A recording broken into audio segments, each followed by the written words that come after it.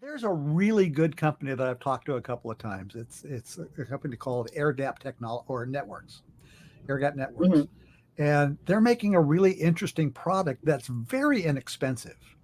And Hmm. what it does, it uses AI to identify uh, uh, the typical ransomware code, because there's only like about 5 or 6 different types of ransomware, and Okay. they're sold through syndicates to Right. there are other criminals who really don't have any uh, computer backgrounds. I mean, they could be Right. living in a hut in Nigeria, okay, and they can buy this stuff for $50 and just promise to give 50% of their proceeds back to the syndicate. And the syndicates take all of the risk. If something comes down, they're going to go after the syndicate, not to go after the guys that actually did the attack. And so it's Hmm. all upside for them, no, and no, really very little downside. Um, Right.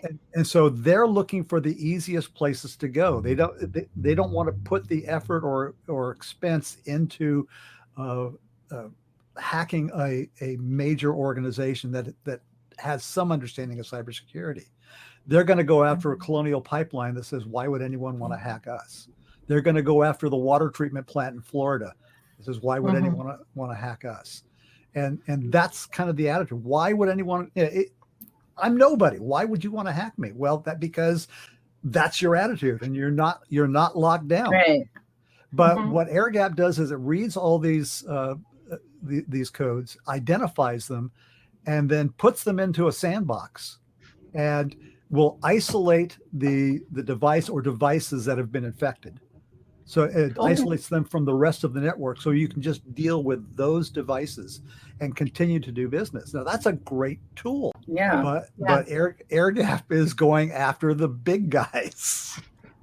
Yeah, Oh, I've given them crap every time I've talked to them about it. I says, look, that's great. I'm glad you're making money at this, but you've got a product that could save the world right now.